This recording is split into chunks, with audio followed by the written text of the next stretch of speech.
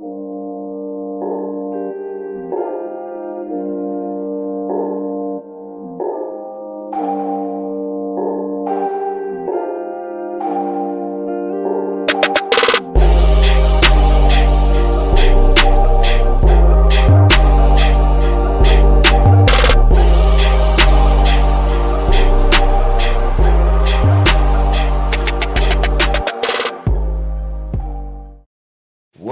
to another episode with City on the Hill. I'm Javars. I'm Fran. Pat. Hello. We're here for another truth-based, thought-provoking, transformative discussion. Before anything, make sure you like, subscribe, share, hit the notification button so that you know when we post every Tuesday. Every Tuesday. You ain't gotta wait for us to hit you up on our social media platforms. You can be like, I'm already there, right? Already there. Make sure you do that. We would love y'all, and we pray that God will bless y'all. With that said, y'all probably already seen the title, but we ain't even gonna get into the breakdown of it yet because we always start with Real on the Hill. Pat, what you got? I'm Pat. Okay. First I want to do is, this is going to be really lighthearted. I want to give a shout out to the saints who went to the movies to see Sinners. What? Did I say something wrong? The saints that went to see Sinners. This is for the shout outs to the saints who went to see Sinners. Yay. No? I wasn't supposed to say that? No? No? So we did go and it was our anniversary and we did go and see Sinners. It was actually really good. It was really good. Had some undertones and stuff like that. That's actually some cultural stuff, things there. It was pretty good. Really, really good to me. But the Real on the Hill is basically why so serious. I understand that we are saints and we are Christians, but why people think that that saints and Christians don't have fun. Like we can't really enjoy doing stuff like, oh, if you go bowling, it's a sin. You know, that ball too hard. Nah, you know, that's a sin. Like you can't wear shiny shoes. That's a sin.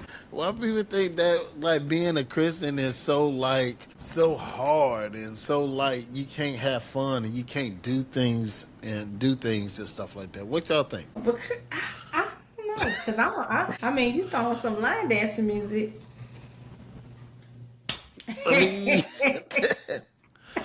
I mean, I don't know. That's a good question. Listen, I'm wearing a red lip and somebody gonna say, ooh. That's what I'm saying.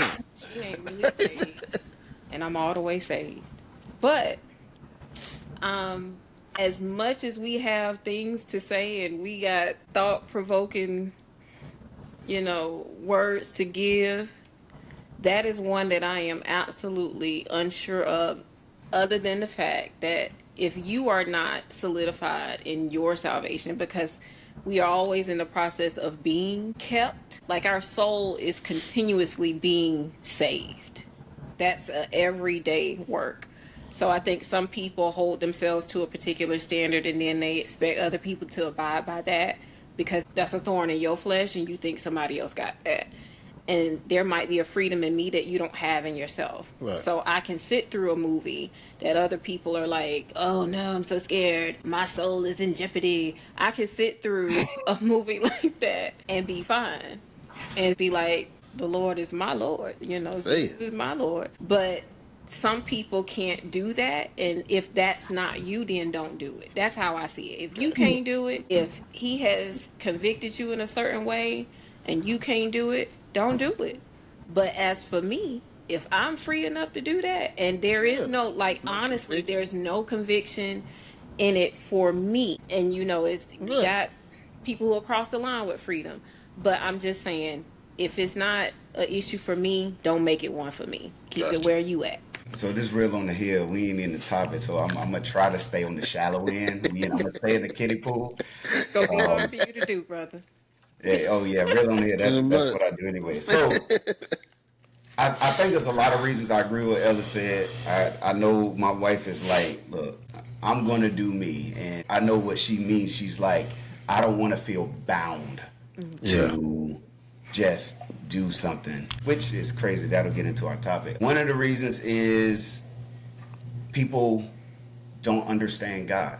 We see God as one of many ways. We see God as an authoritative God because we have rules and laws, which is so funny. The basis of Christianity is Christ. The reason why Christ is so important is because of sin, but people, the world, will try to bypass the seriousness of sin.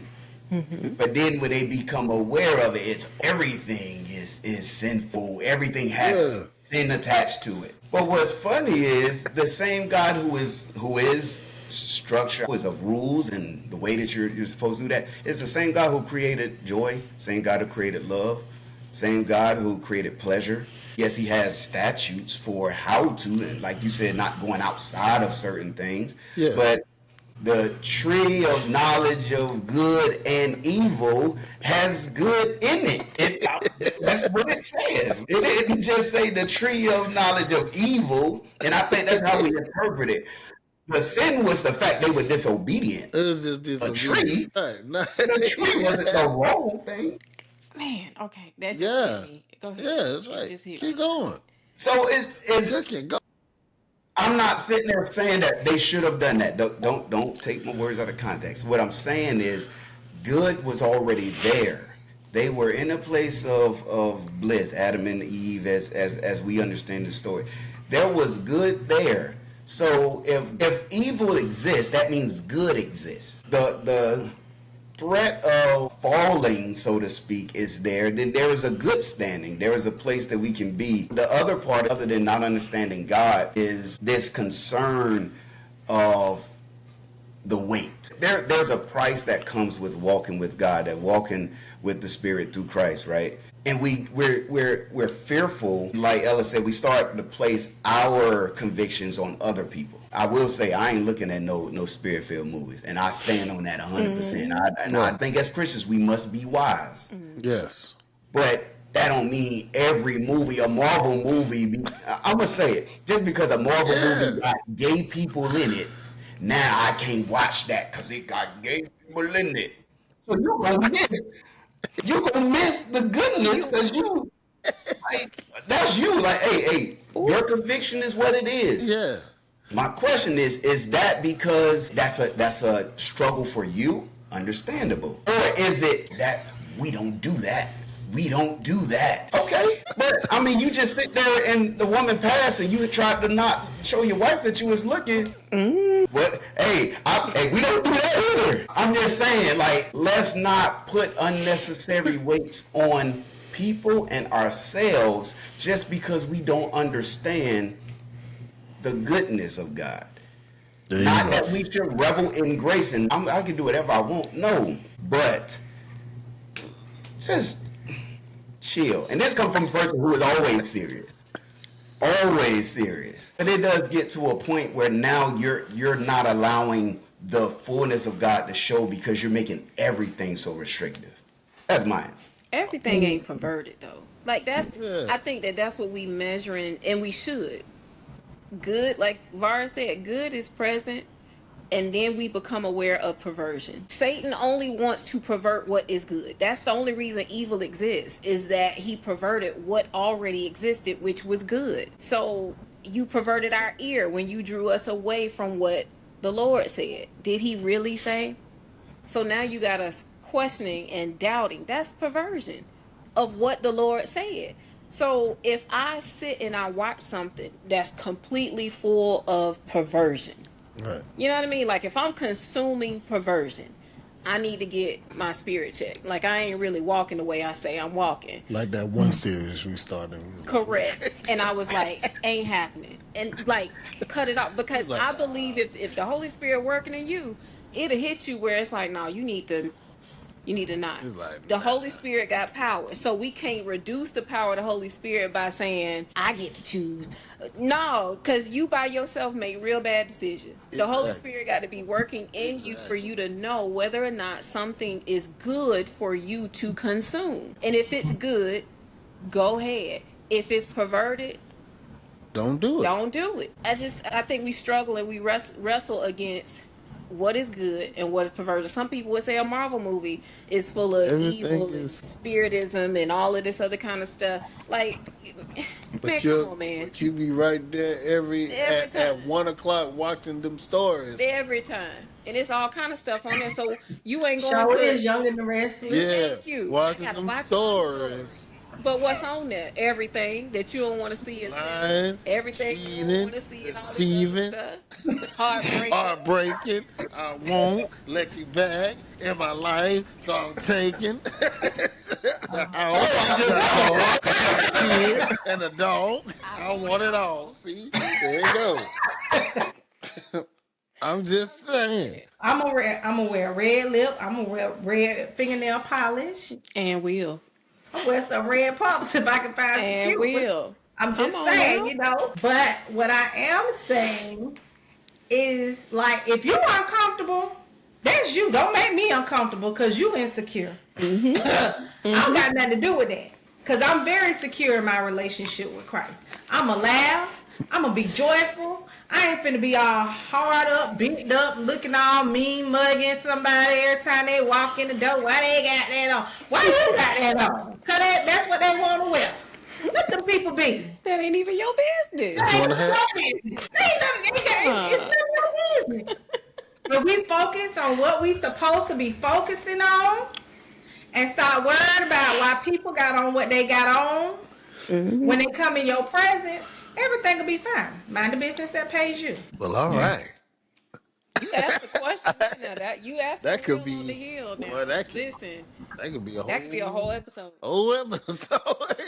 Fran was finna go in. She was going. Focus. A lot of people have that mindset because of a traditionalist way of understanding and interpreting the word, interpreting God, so on and so forth. Great question, bro. Great question. Man. So that is a great transition to this topic that we're about to discuss. So y'all know me. Some of y'all out there know me. Some of you don't. I am not a traditional person. I don't like doing stuff because everybody does it or it's supposed to be done.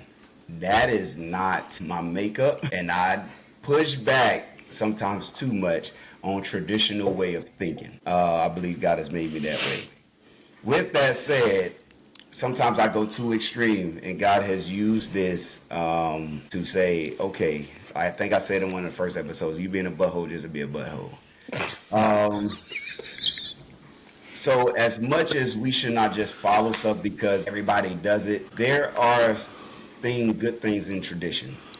And one of those Western traditions is celebrating certain holidays. We just had one pass. By the time y'all see this, it will have been Mother's Day. Mother's Day is a time to recognize mothers and go and do and send and spend and all this type of stuff that goes with what we say Mother's Day is. But with City on the Hill, we want to do something a little bit different. For one of my lead-up videos, I talked about honor, and that is something that we are called to do. If you look at Proverbs 3, chapter 27, I'm going to read it. Hold up. Proverbs chapter 3, verse 27 says, do not withhold good from those to whom it is due when it is in your power to do it. Also, Romans 13, verse 7 says, give to everyone what you owe them. If you owe taxes, pay taxes. If revenue, then revenue. If respect, then respect. If honor, then honor. And so we want to take this opportunity to have a discussion surrounding honor, specifically dedicated to mothers, in other sandals. Why we call it in other sandals and not in other shoes? Because shoes is for the fathers. Sandals and flip-flops and heels and all that. Y'all got a lot of variety of stuff. We got options. Wait, y'all be styling. Anyway, in other sandals, because a lot of times with those in authority positions, parents in general, as children, we often get the effects of who they are, what they've been through, but we don't understand it. We just, that was my mama, that was my daddy. They was great at this. They sucked at this. I ain't like that. I love this and whatever. And then we become the parents. And then we end up doing the same thing to our children, and so it becomes a cycle. But do we take time to actually not just honor them? Hey, I love you, I appreciate you, I hold my parent in high regard, but do I actually look at the journey or try to perceive the journey that they've walked? Because they are a person. They're not just your mother, father, in this case, mother. They're not just your mother. Yeah. They're a person. Mm-hmm. You know, they had their journey. They had their good, their bad, their ups, their downs. And so I just want us to sit there with that. I'll give a caveat to this, a disclaimer. It's going to be some fun times, but it's probably going to be some weighty times in this conversation. So I'm excited for what is going to come because I believe that this is necessary. So the first question, what do y'all know of your mother's journey? I knew I should have got some tissue. I guess I'll start. My mom's journey. Well, I know a little bit. I know some pieces and stuff like that. I guess with her journey, especially growing up, she's from divorced, parents. They only had 3 daughters. My mom was the oldest. I guess some things happened between my grandmother and my grandfather, so separation of children. Set of children went this way, another child went this way. But of course, they still knew each other and stuff like that, still loved each other.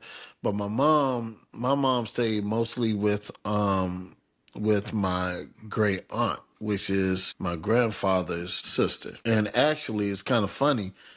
Her cousin, who is my aunt's daughter, they were tight. They were real close. Actually had the same birthday. And her daughter, Rhonda, shout out to Rhonda Spencer, we call each other sibling cousins for some reason. Like she act more like a big sister to me than actually like a cousin. Mom, she just had some struggles, especially with like self-doubt inside. Depression kind of hit a little bit growing up, but fast forward over time, she did kind of build up her confidence. Once she really got deep in the Lord, we seen some things kind of just change with her. Really living her best life. Unfortunately, she passed June 30th, 2011. She was at the age of 51. She was just really, like I said, really living her best life, and really was trying to, do certain things. And we remember certain things about my mom. Growing up, she wasn't like, she was that was a hard woman.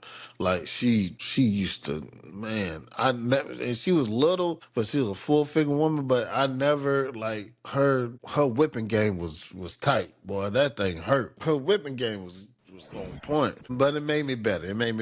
But she was a good woman, cooked well. I think with my mom, she wanted to be that wife, that housewife, and whatnot, but really never really had a really good chance to be that because she always had to work. And always trying to build something, even if it was a little something. But I appreciate that about her, and doing the little things like buying winter stuff in the summertime, so when you get it in Christmas you have it. But it would be like 6 months of stuff just waiting for Christmas. But different things like that. And we noticed that with our kids when they were little. She was a good woman, can sew her butt off, can sing any type of gospel. And I learned a lot of lessons from her and everything. I appreciate the love that she gave to me and to my brother. I think that the only thing that I do wish that she was here to see what my children came up to be, being teenagers and stuff like that. Because my daughter was 2, and Elijah was 2 months, less than 3 months. So she didn't get they didn't get really a chance to really like have those thoughts of my mother with them and doing certain stuff and all that. But all in all, great person, great individual. Just wish that she was like really continuously really doing the things she wanted to do and stuff like that. I could go on and on about her. She was a good woman. Who want to go next? So my mother's journey, what I do know in her sandals, you talked about your mom, Pat, being, short. When my mom grew up, she was a fighter. I heard stories, just a little bit, but like Mom Dukes, the Dukes was there for a reason because she could throw them. From what I heard, I don't know if this is true, but I heard it from multiple people. Lil Muhammad Ali. Like she was quiet, whatever, but if you start it, she's gonna finish it. And so she was known for that and known for track. She was apparently great to where if she didn't get pregnant with me, she had a chance to go to the, I think, Junior Olympics and then maybe try to qualify or something like that. I don't want to speak out of turn, but she was known for her athleticism, especially on that track.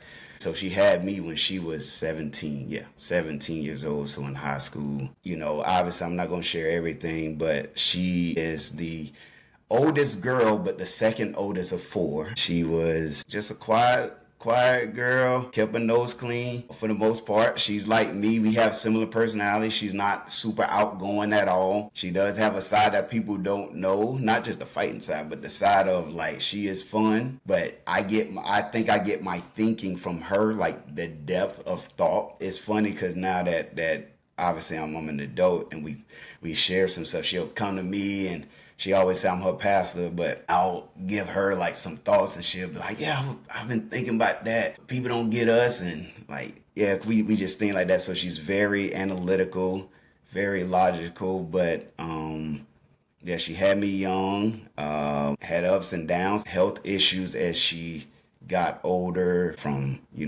just nothing like chronic, but constantly battling that. So when I was in high school, if I remember, she would be in and out of work, but she is a worker. It's funny because I'm married to somebody who is similar. I won't say they all the way alike, but they're similar in styles and ways of doing things as mothers. They love their children. My mother loves her children, sometimes to a point where it's like, you don't have to do all that. That's just me. You don't got to do all that. Her children, her grandchildren, she will give up everything to do that. And so I ain't seen that in 3 years? Just moving in military and stuff. But yeah, she is strength. She is very strong. I said last episode that anytime I would get in trouble, she would lecture me. But that's where I get that talking too much. We don't talk, but when we do, we talk a lot because we want you to have it. So her journey, I kind of share most of what I want to share. But I will say this. And she's told me this, when she found out she was pregnant with me, she didn't grow up in church constantly, but she always had a relationship with God. And she said that she would either put a hand on her belly or whatever, she would pray, not knowing the knowledge and all that, but she would pray to God, like, be with her, but be with my child and do this thing. So she was setting a foundation of relationship with God. Even though she didn't see one fully walked out in front of her, she had one. And I was raised in the church at a young age. I was in the church. So that has always been a linchpin in her walk, her faith. And it's not because my mom's young. Like, I'm 39, she's 56, about to be 57. She is not old, so she don't have an old way of thinking, but she has a deep connection with God. I think that's what I'll share right now. Yeah. We're going back and forth. We're playing ping pong. Sheila is, I don't know, like when I think about my mom, I think about somebody who was very pragmatic. My mom was very just practical and realistic in everything that she did. But what I really enjoyed about my mom is that she was high-minded. She was always just a super spiritual person. Like, extremely, like when I say that's where I get like my spiritual depth from, it's from from her. She depended on God for everything, whether it was good or bad. My mom could be drinking her favorite beer or whatever choice drink she wanted that day, but she was listening to gospel, and she was in there, like, literally she would be in there dancing and singing and praising. She might be a little tip, Yes, but Lord. yes, Lord. Yes, Lord. And she would be dancing around, and that was her way. Like, even with her, and that was her struggle. Let me just keep it real. Like, that was the thorn in her side. And even in that, she didn't forget God. And I loved, even though it used to make me mad, like, to see it, but it also made me laugh. It also made me think, like, this woman is something else. But my mom was extremely strong from a young age. It's crazy because it's the same thing. She was a fighter and she was a track chick. Like, she ran and she fought and she would fight boys, girls, everybody who wanted some. That's who my mom was. And it was more so in protection of others. She wasn't a bully, but my mom cared about people. So if she had to dust you off to get you off somebody, she was doing that. If she had to stand up for what was right, and that meant she had to lay hands on you and not holy hands, she would do that. And so my mom always stood up for other people because she loved people, and she always stood up for what was right. And I think I get that from her too, not being afraid to go into a fight because it's right. But she was just, I just think, a loving person, someone who was dependable. I saw my mom go through struggle after struggle, but still come out because she just believed, like, there's a way out of this. Like, it's dark right now, but there's a way out of this. We was probably not in the best financial positions a lot of times, but my mom always found a way to make a home a home. We never, when I walked in our home, or, you know, my siblings and I, when we would go home, you would walk into a 1-bedroom apartment that felt like, I don't know, like it had 4 bedrooms because of the way that she styled and designed. She loved interior decoration and she loved making a home a home. So she respected everything that she had. Everything that God gave her, she respected it, and she liked to adorn it well to show her respect and regard for what she had been given. I think I carried that within me too. Her home was always somebody else's home. She didn't shy away from, you know, helping other kids, like our friends and stuff. She was everybody's mama. Like Mama Sheila, she was everybody's mama. And my mama was the kind of person who would tell you the truth, and you ain't like to hear it. You might not like how it come out, but she gonna tell you the whole truth and nothing but the truth. And she might put a little sauce on it. So just get ready. Like, that's just how she was.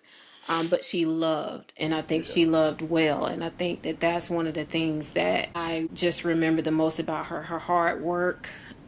She did what she had to do to make sure that we were good. As a woman who just loved her children, I believe, like, towards the end of her life, it hit me that we were what she worked for. Like, we were it for her.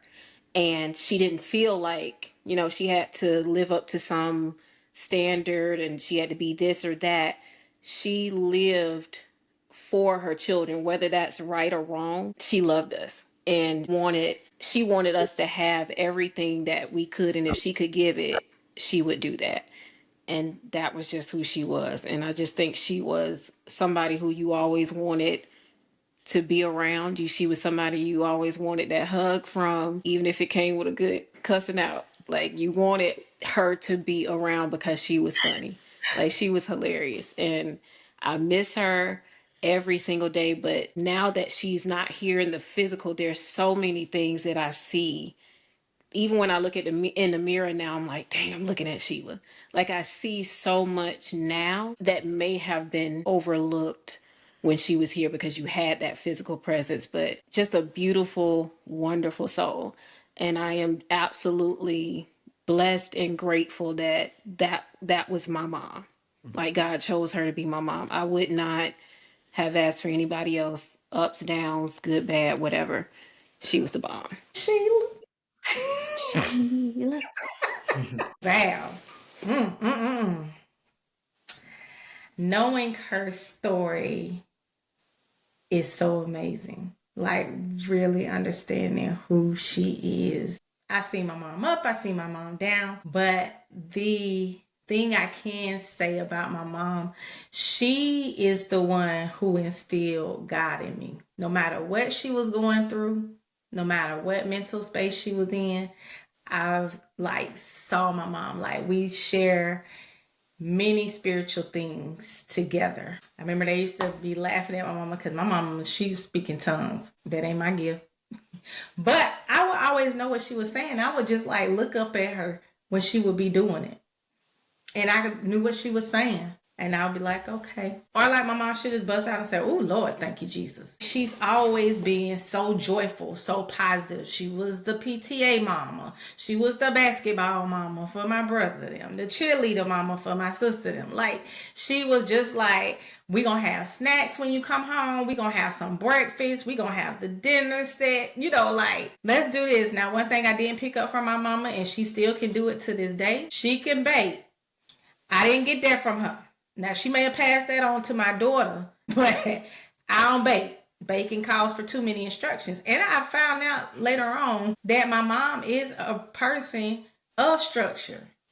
Like, when I look at her, she is a person of structure, but she still laughs, have fun. She gonna make everybody feel welcome. She laughs like Loretta Devine. So if you want to laugh, and if you just want to just say whatever it is that you want to say, she gonna let you. She not gonna judge you. She not gonna say anything. And she love her kids. Like, I remember one time it was Irvin's birthday, and your mom was over to the house, and we had sung happy birthday to Irvin. And she heard everybody's voice, and what she said was, y'all just sound so good. Like, just hearing people's voice. She get excited, like, just by the smallest things. And then, don't let Vars be around. I've noticed this. She'll be like, that's my son. I'm like, you know. But one of the most important things, if I could take away anything, my mom has always loved God. She's always had a relationship with him. She told me this one time, and I'll take it with me. She said, I don't never have to worry about you, because you might go off, but I don't have to worry about you because you strong. And I said, all right, mama. I said, all right. She'll call me still. Every day she called me, and I listen to all her little voice messages. And she say, hey, friend, this your mama. I know. But I love hearing her voice. Sometimes I listen to those, like if I'm in the moment, I listen to them. She's alive and well. If I want to just laugh, or if I want to make her laugh, I can call her and she gonna laugh, and I just love to hear her laugh. That's a good thing. Yes, I just noticed something. Y'all called y'all one by y'all first name, ladies, and we ain't call our mama name. Nope. Bonita. Yeah. Oh, your mama named Bonita? Bonita. Well, my mama named Juanita. Yeah. Shout out. Appreciate y'all sharing. We are on the journey with them when we came into the life. So I want y'all to just real quickly, can you recall I'm going to say funny moment or something that just sticks out, like real lighthearted moment between you and your mother? I'll start first. Okay. I'm going to put myself out there. All right. I think I was a senior, either a junior or a senior. I had to be a senior because the last time I remember this ever happened to me, I lied about something trivial. Like, it wasn't even like I lied I was doing something, smoking weed or something. Like, it wasn't even nothing like that. Anyways, my mom asked me something and I lied, and my mom is 5'2". I'm 5'9". I've been 5'9" since 10th grade.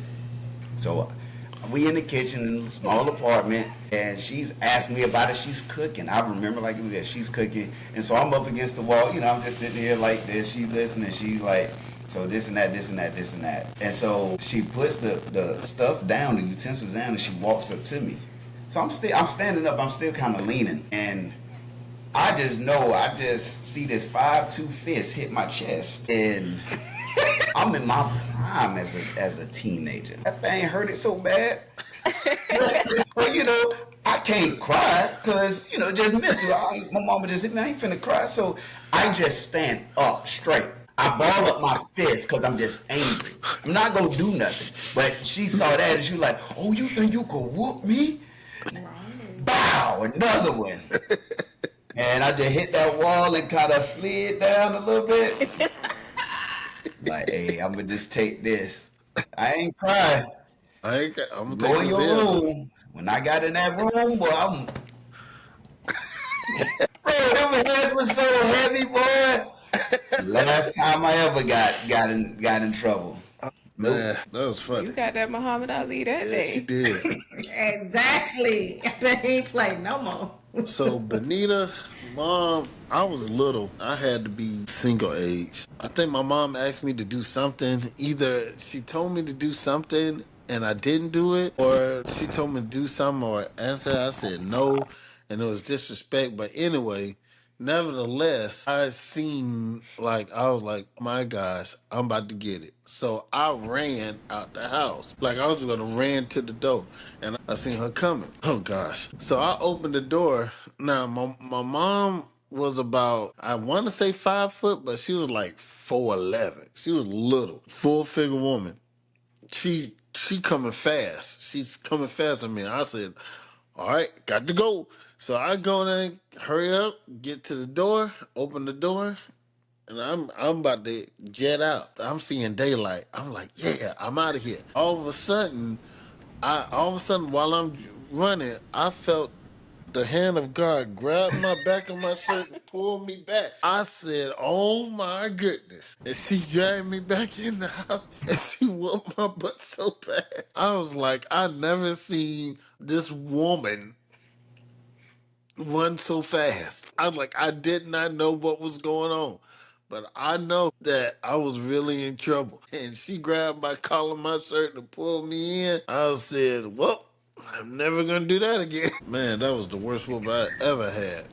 It was terrible. Got cold. It was terrible. I didn't get whoopings all the time. She wasn't a mean lady. It's just that one time. It was that one. She wasn't mean. She just didn't play. She We know didn't how play. mamas do. She She didn't just play. didn't play. Well, as my siblings would say, by the time my parents got to me, like it wasn't no tussling and getting no whoopings. Like I remember my mama whooping me, but I do remember this. See, me and my mama are the same. I am clumsy. She is clumsy. So we have a habit of always falling. Like, what happened? So I remember way back when, before there was like a real Walmart, there was Sam's Club. And it would be called Sam Club. Like, we call it Sam's. But it was Sam's Club. They sold only Sam stuff, like the sodas and all of that. And we had just got one in Bad Austin. And we had this burgundy car. We went in there and it was raining this one particular day. And my daddy, he liked to pull up to get my mama and the kids because it was 4 of us. But at that time, it was just 3 because my brother was going to school. But anyway, it was raining. And I guess he wasn't moving fast enough. And I probably was like in kindergarten or first grade. But I was small, like Jada. But I was still, big enough. So she picked me up to go, like, hurry up and get in the car so she wouldn't get wet. And I was in her arms and we fell. And my daddy was like, darn, man. And my sister was like, just looking, but I remember that.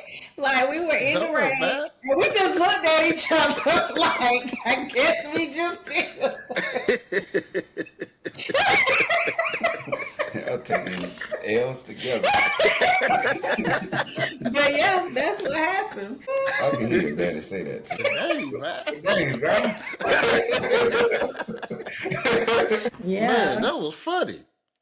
I don't know where to start with Miss Sheila, but I'll just It's a lot of funny moments. thug life. I'll just Oh, yeah.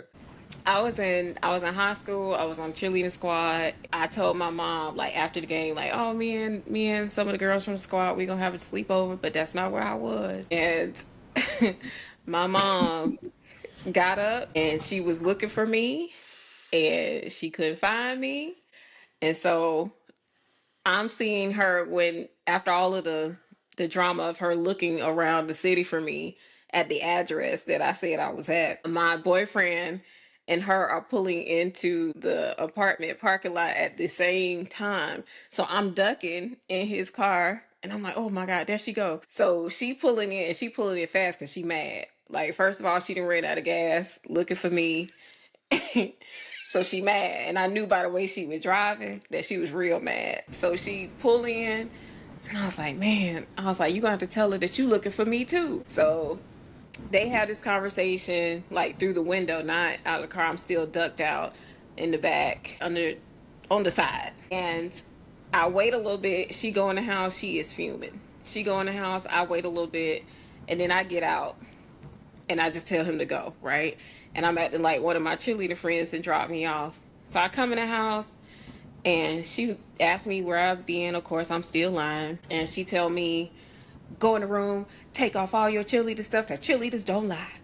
And she told me to take off all my cheerleader stuff, pack it up, give it to her. I pay for all of this cheerleader stuff. You give it to me.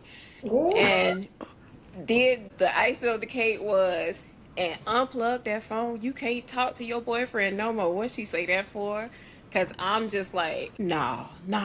So I called myself having a fit, like a little tantrum. So when she told me to give her the phone, I yank it out the wall. And she said, oh, you tearing up my stuff? Okay. So then she, for whatever reason, like Pat say, the hand of God, my mom it's like she became Hulk. She picked me up and I met every corner of my room that day. It was like, boom, boom, boom. And from that point on, I ain't never tried my mama like that ever again. And we used to have this little running joke, like if I would slightly get smart, she'd be like, you want to go to the square? Like, every time. So that used to pipe me down, like, because she would have to remind me, like, yo, you remember the square. I got you. Keep on talking. I got you. So that, my mom was like, all our mom was like little. She's a little woman. But she picked me up, her high school cheerleader. It was just using me like I was a rag doll. I was like, dang, I ain't messing with this lady no more. That was a good one. I said, she crazy. I thought you was going to talk about the immature story. Oh, no, it was a lot. You gonna meet me at the square. I remember her saying that too. Want to go to the square? Go to the square. My God. We talked about, as we talking about honor, we talked about Proverbs and what Romans says. As people who know the Bible, grew up in church, whatever, even if you don't, you know that one of the commandments is honor thy mother and thy father, and thy days should be long. And we talked about it in a previous episode about what honor means, right? It's funny about that commandment. I think it's 3 before that, but that's the first personal commandment. Person-to-person commandment. Honor your mother and your father. Us as children, we think we know everything. Ella, you kind of gave that story, right? Mm-hmm. We think our ways are right, and those in authority positions, mainly our parents, don't know nothing. You go from a child to a teen, it gets worse. But something happens when you become an adult. And you start to see, maybe I was tripping a little bit. Then you become the age we at, you're like, oh yeah, they was right. So, How has your perception or perspective towards your mother over the years, from childhood to teen to young adult to now, changed? If I had $1 million, she can have it all. Because, like you say, you just think you know everything and you know nothing. And to see, like, be with my mom all the time, constantly, because I was the last child. So I was with my mama all the time. Even things that she's gone through, watching her go through those things. And I remember when she would do stuff and she used to be like, y'all gonna miss me when I'm gone. Keep acting like y'all know how to do stuff around here. Or like just seeing her, how much weight she had on her to carry a household, a marriage, children, trying to figure out who she was during that time. You know, during every time I just see my mama go through menopause now, I'd be like, ooh, like just the different changes as a woman. Like I can see, I saw my mom change over the years as a woman. And I remember when people, the running joke for me would be like, that's Lil Val, what we call now shade.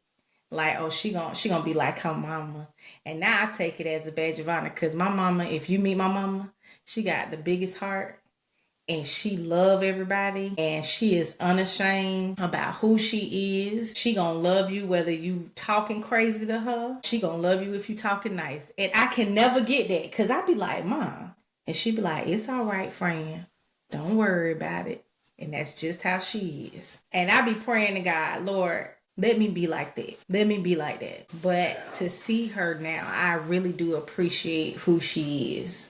So, yep, I'm gonna be just like my mama. I don't know. What was the question again? I need to know, like, make sure I'm answering it right. How has your perspective or perception changed over the years from child to teen to young adult to now with your mother and how you viewed her? When I was younger, I would look at my mom and I would think she was like the most beautiful person in the world, and I'm like, I would never be that. Like, I would just always want to be exactly like her. What she modeled, how she did things, like her strength. I just used to want to just be her. As I became a teenager, I just wanted to learn from her. I wanted her to show me certain things. Even if I didn't ask, I was watching her more closely. I was watching her with full intention. And I had some responsibility. So I was able to, without thinking about it, mimic her. The way that I would cook for my siblings, and, the things that I would say, like, oh, y'all better not do that, that kind of stuff. I would just mimic what would my mama do in this situation. Moving on to me being an adult, now I'm able to put that stuff into practice. And me and her we became more like friends and like sisters in a way. And the tide turned in such a way where she would call me and she would ask me for advice, and I would a lot of times be like, Mama, now you taught me how to do X, Y, and Z. Why is you calling me with this? You know what to do. But what I loved about her is that she was not at all put off by the fact that her daughter is now able to tell her something, and she respected me. I don't think my mom would listen to me if she didn't respect what I was telling her. And I love that about her. And I think that the fact that she trusted what she had instilled in me, things that she knew, like, no, God gave you that, because that ain't come from me. Like, she would enjoy that part of our relationship. And I loved that. Things that she did, little nuggets of how she lived her life, for, like, when I said about us as her children, on Valentine's Day, she would buy us like a card and a box of candy, and she would put it on our bed. And I found myself doing that for our children now. So it's like little traces of her love shows up in my everyday walk. Now, on the more serious side, I realized that some of the things that my mom had went through had made her somewhat bitter in life. And that was the part that I really wanted that to fall off of her, like the weight of the things that she didn't get to do because her responsibility was, I gotta be a whole mama. I don't get to do X, Y, and Z. I gotta be a mama. So that bitterness because she didn't get to walk out some of the things that she may have desired, I wanted that to fall off of her, the weight of it. And I wanted her to be able to really enjoy her life. I remember telling her before she passed, like a few years, probably about 5 years before she passed, I was like, Mama, these years should be your best years. Like, you shouldn't be going through no strife, no drama, no nothing.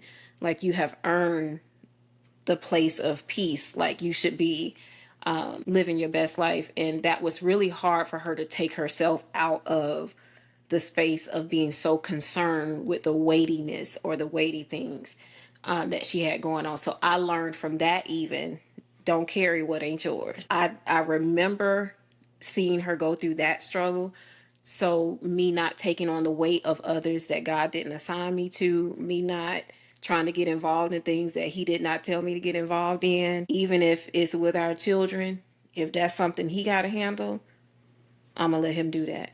Because at the end of the day, I want his peace, and I don't want to live a resentful or bitter life. I want to be not weighed down. That's what I learned from her. Well, I think with my mother, she was the first one that actually learned what not to do for a woman or for a young lady. There's a lot of things that happen growing up. She dealt with a lot, especially when it came to men. But she showed me and my brother what to do, what to say, what not to say, what's good, what not good. Especially when it, what a young man need not to do or what to do for a young lady. I think with some of the things that she taught me, like looking outside in, is take hold to your potential. Know what your potential really is. My mom was, when I say kind of like a jack of all trades, she was. She was a seamstress. She was a caretaker, she took care of kids. She was like some of everything. She can cook, all of that. So like she had all this potential, but it really kind of didn't manifest. It didn't really manifest in her life. So when I was able to go to school and get go to get my bachelor's and my master's and all that, to be able to just do something that my mother was just dream about doing, it's kind of like a dedication to her for all her hard work that she put in on the back end to get me to a point where I'm at today. She was just a good woman, and just in being a nice person. And sometimes she had her ways. Now she did have her ways. When she didn't want to do nothing, she didn't do it. But she, it's some things that I see that is like reflection of what's going on with my children. Like my daughter Mackenzie, she's knitting. She knits, and she been doing a little clothing and stuff like that. My son, he has that same type of like spirit that she had. Like, I did with you for a little bit, all right, but I don't. All right, that's enough. All right, I'm gonna go back in my own little place. But yeah, I mean, just to be able to just she was just a really good person. She was a good person, but of course, like all of us, we have our own little ways. But she wasn't a person that would be like, I'm not gonna do nothing for you. That's something that I do know that I did get from her, is like that servant spirit. She would serve and she would help and she would do stuff for the church or for others. I think it was just something that I just naturally just picked up. And so for her to have that and show those things to me, and me doing the same exact things, now it's kind of just like, man, I see you. I see what you did. I see some of the things that you put in me for me to, to succeed and to serve others. Just to think about all the goodness and honoring her in some of those ways, I think is like so important. I think it's really cool for that reflection of how she just made a big impact, not really knowing that she did all of that. All y'all said some good stuff. Had me thinking. I'm gonna go a little bit different direction, but real quick, I wanna read 1 Timothy chapter 5, verse 17. Especially highlighting the first part of it. It says, "The elders who lead well are to be considered worthy of double honor, especially those who work hard at preaching and teaching. But those who lead well, who are in authority positions over us, are worthy of double honor." And our parents, I think we all would agree, are not flawless, but they led well, they love well, and we see the impact. So for me, I'm going to try to keep this short, but I'm going to be very transparent. As a child, as a little boy, because she had me young, it was just me and her. I mean, all my life, but for majority of the beginning, it was just me and her. Pat, kind of like you said, with relationships, she has had different experiences, and I believe she poured into me the boy to be the man that I am, to love his family, to take care of his family, to obviously follow after God, so on and so forth. So as a child, I was a mama's boy. And I say that now, kind of like what Reese said about now you see it as a badge of honor, where probably back in the day, maybe you wouldn't, or you'd be a little ashamed of it. I was a mama's boy. And I say that with this in mind. She's always someone I could trust. My security for a long time was her. I grew up without my father, and so she was there. Even when I wasn't thinking about it like that, subconsciously, she's always here. And men wasn't coming in and out the house, so I'm definitely not when I'm about to say this, but in a couple marriages she's had, she's always been there. So there's this, as a child, from a mama's boy to a teen, it's like she's dependable, she's safe, she is secure. And that honestly caused some issues with us because my mom is like, she ain't going nowhere. I know she always has my best interest. I can trust her heart. And that was developed from a young age as a child to a teen. As a young adult and, married with kids, forming my own family, I'm now trying to figure out how to be a man. And she did a lot of great things. She couldn't show me that. And that's something that it's like and I'm not saying I didn't have good men in my life, but having that, and I said it last episode, that consistency I didn't have. So I cherish that. But you get to a place of, okay, how do I navigate marriage, but still love my mom, but not be so attached to my mama? And at first, I probably didn't do it the right way. I'm just be honest. It was, I trust my mom. I have her, if not on the same, maybe slightly higher, because I know she ain't going nowhere. And so, not going to get into any details, but we've been married 18 years. Me and my mom had a run-in years back. And I say run-in, I've always respected my mom. That's where I get it from. She's big on respect. I'm big on respect. Do not disrespect, regardless of anything. And it wasn't until a couple months ago that I feel like God finally wrestled me down to show where I did not honor her. It wasn't the fact of, because I'm very principled. She's very principled. And so when we had our little falling out, for lack of better words, I was going on principle and I forgot honor. And it wasn't until 2 months ago or last month that God showed me I needed to repent.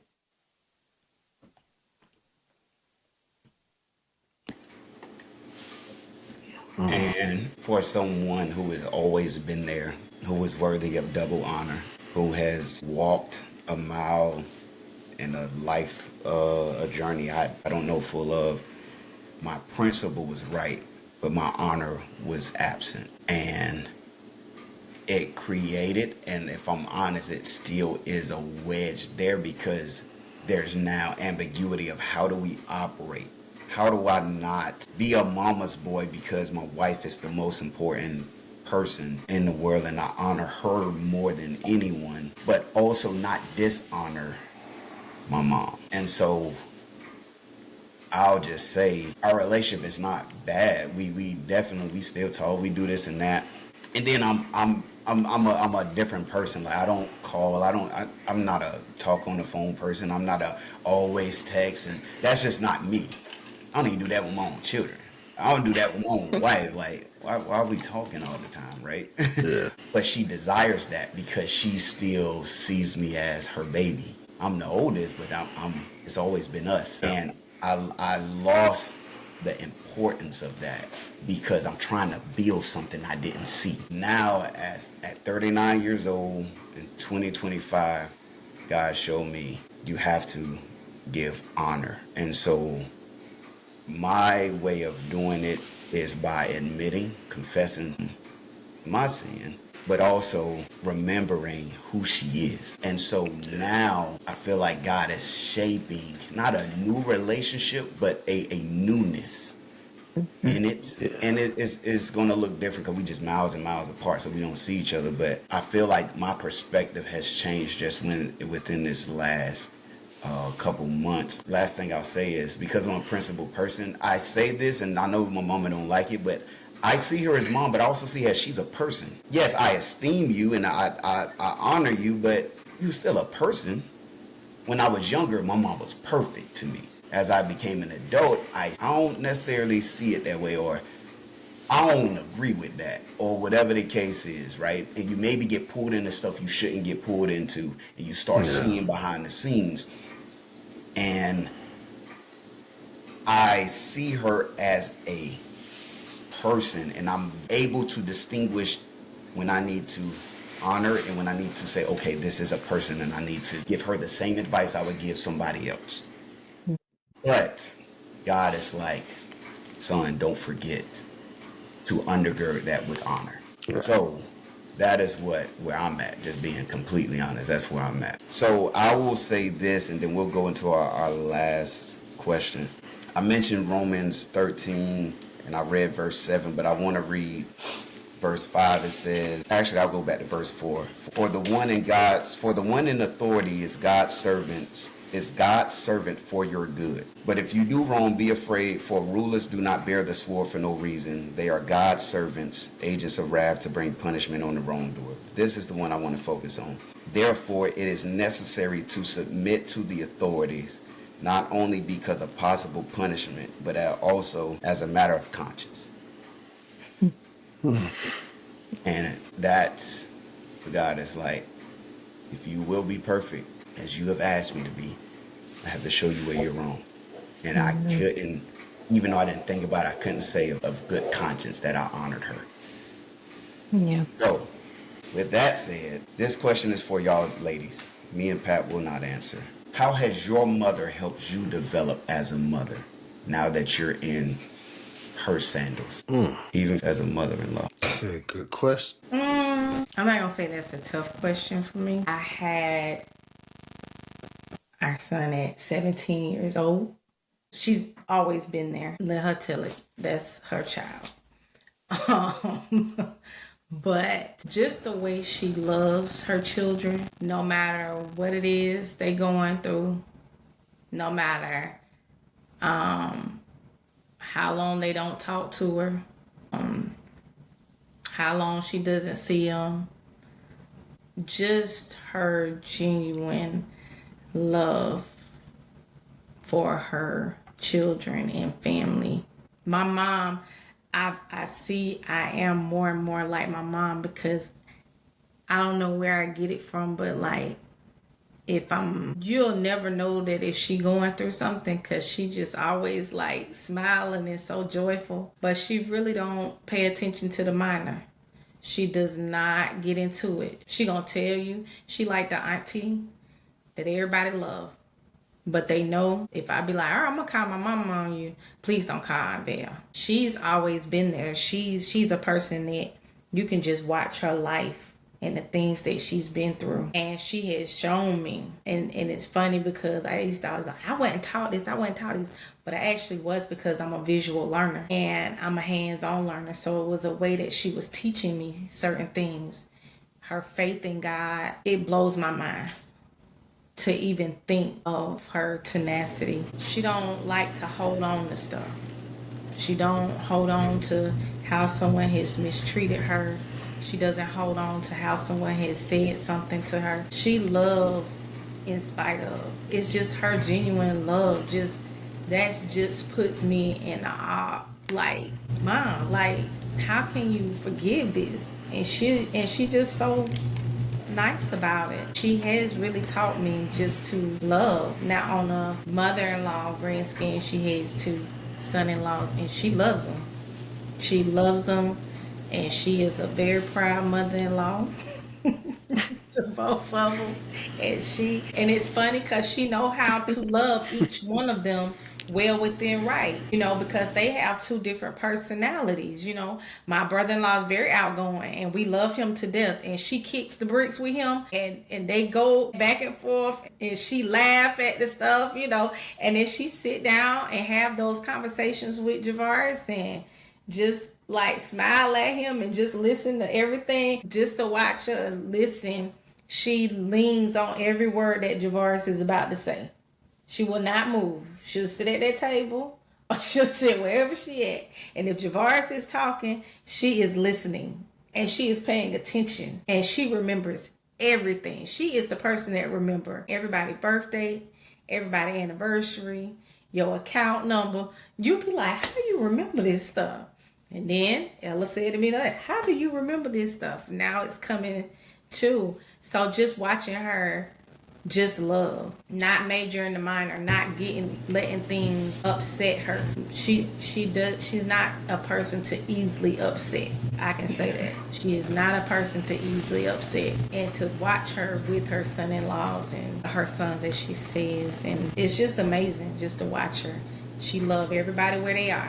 It's like she know how to just love people. She know what Javaris need. She know what I need. Like, it's funny to watch her. And like, she don't make sudden moves in her changing of how she shows love, but she just adapts to wherever she is. And she just like, okay, all right. And I just be like, Lord. She don't get into all of that. She doesn't get into the business aspect. She just want to love you. She don't need to know the ins and outs. And I'm learning that. To do that. I don't need to know all that. Okay, I'm gonna just love you. All right, however it is that you want to be. Even if I know you acting up, I'm gonna just love you. And that's what she do. My mom was resilient and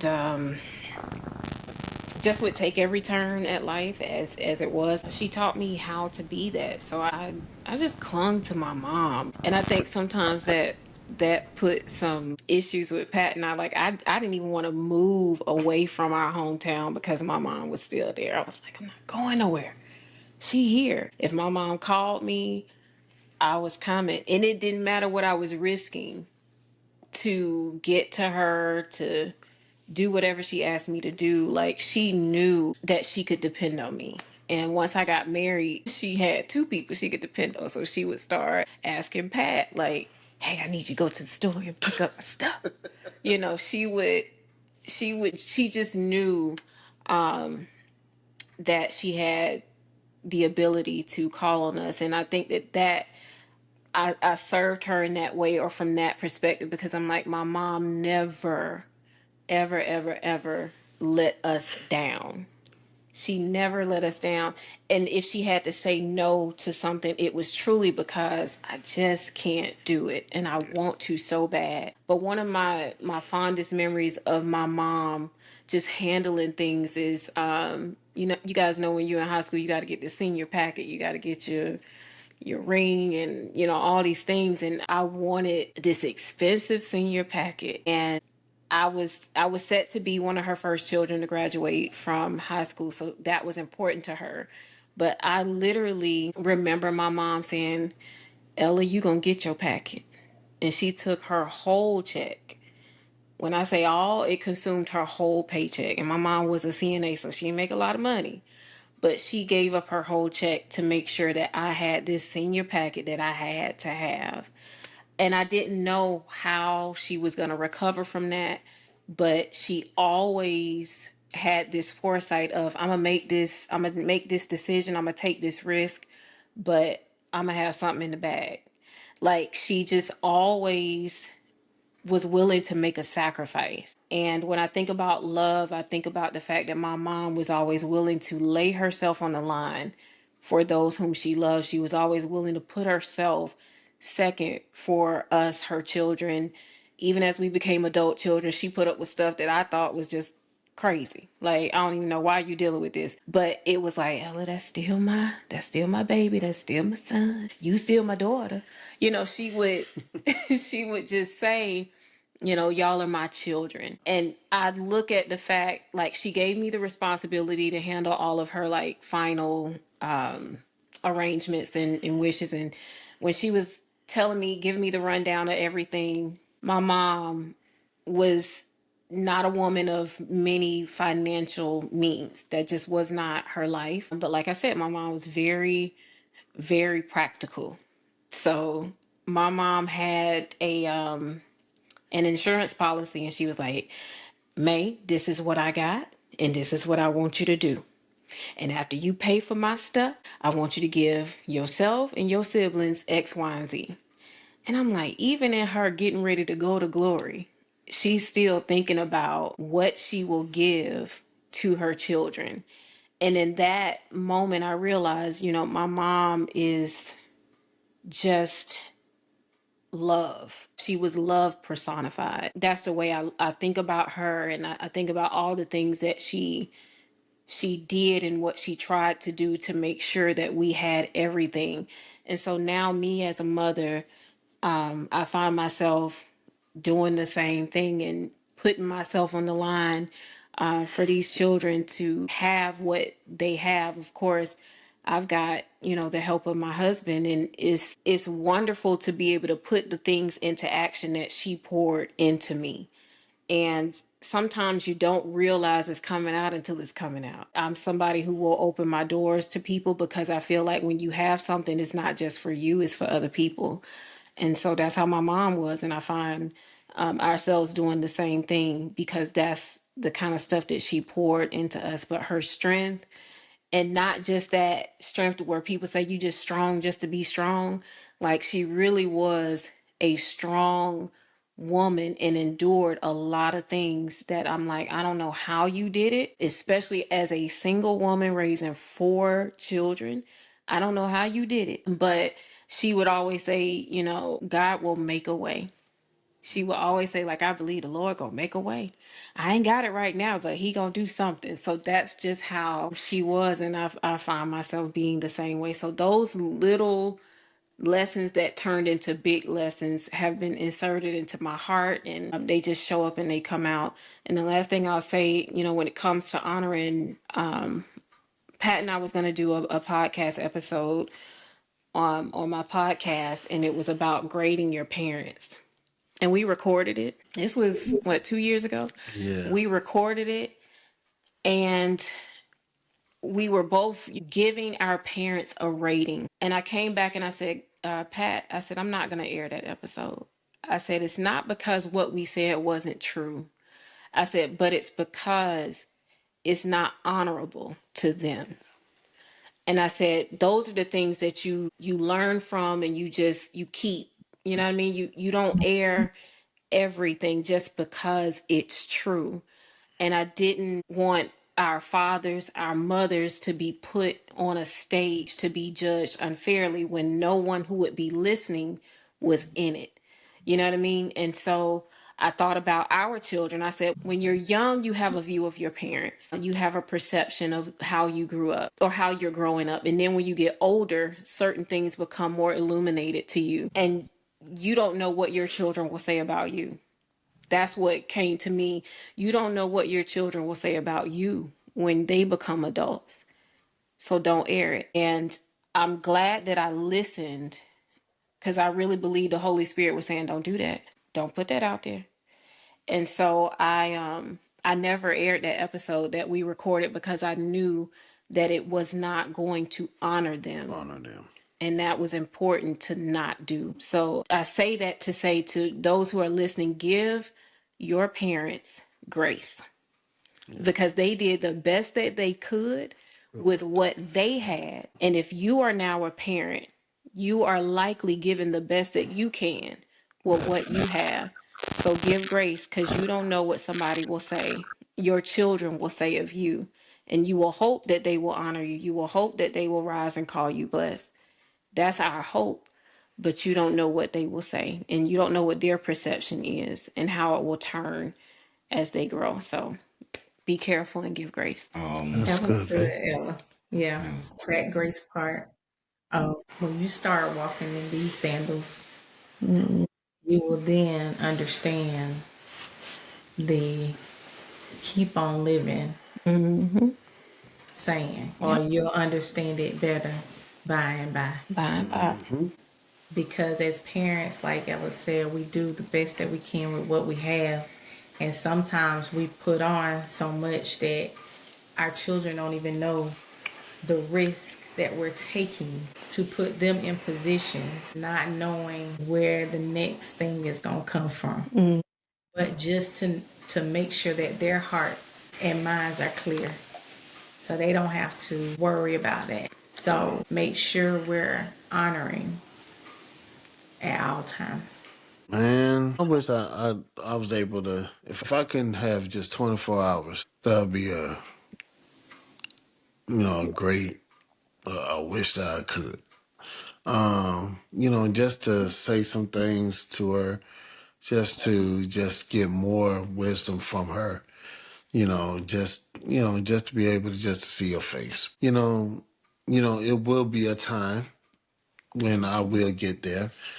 I hope not right now. I ask God for, live a long, long time. I'm trying to get to the triple digits. But no, I mean, I think for, this Mother's Day, I, I do appreciate my mother for the years that she was here to guide me, my brother, even without our marriage. Some of the things that she told us and asked us, allowed us to also figure it out, but to guide us in some certain things. And also I want to, I appreciate the woman that, who I married, being the mother of our two, and seeing the things of, the way she has evolved into a wife, evolved into a mother, and certain the things that, I see from her. I'm like, man, you're awesome. And to give you your flowers now, and to give my appreciation to you. I really do appreciate you, and happy Mother's Day. Thanks, babe. And everything. And of course, I always love your mom. I mean, we've been knowing each other since what, 96. So I know I've been a part of the family for a long, long time.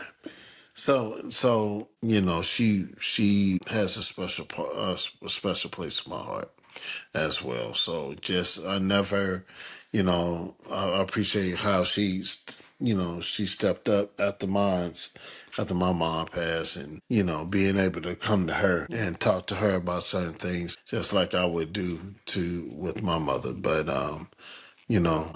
I miss her. I miss my mother, and I appreciate, the years that we had, that God gave us, them to us. But I also do appreciate you. That's all I got, man.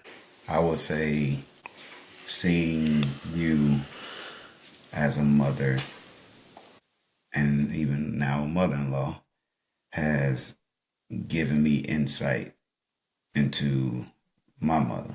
Y'all are different, but I see what other people don't see. I see the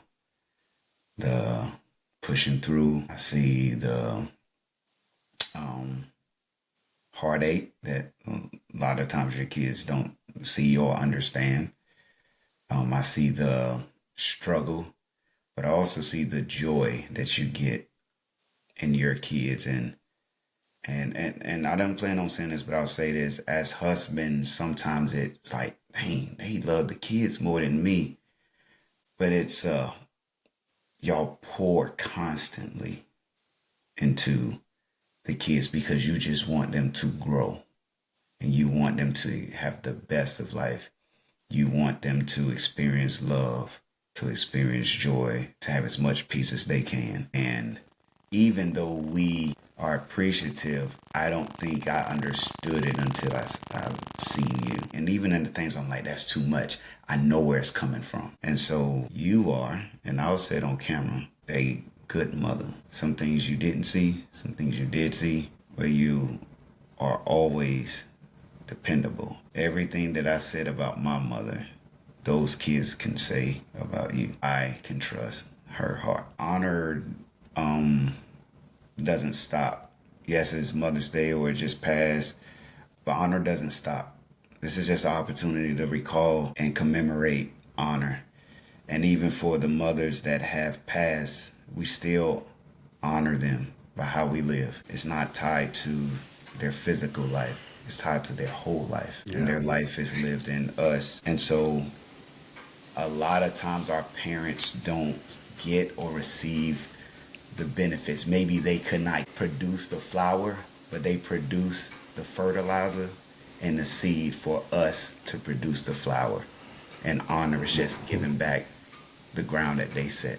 So we pour out our flowers to them. So, yeah. That's it. Everybody, let us be the last to wish you happy Mother's Day. Happy Mother's Day to my wife. Happy Mother's Day to Ella. And Happy Mother's Day, friend. Thank you. Happy Mother's Day, y'all. this is a call to honor. Call to honor. Yeah. Not just to whom is deserving, but whom it is due. Yeah. I'm Good. good. Okay. Tears are good. They're Tears good. are good. Yeah. So, Good. with that said, we appreciate y'all tuning in as always for City on the Hill. We will see y'all next time. All right. Peace.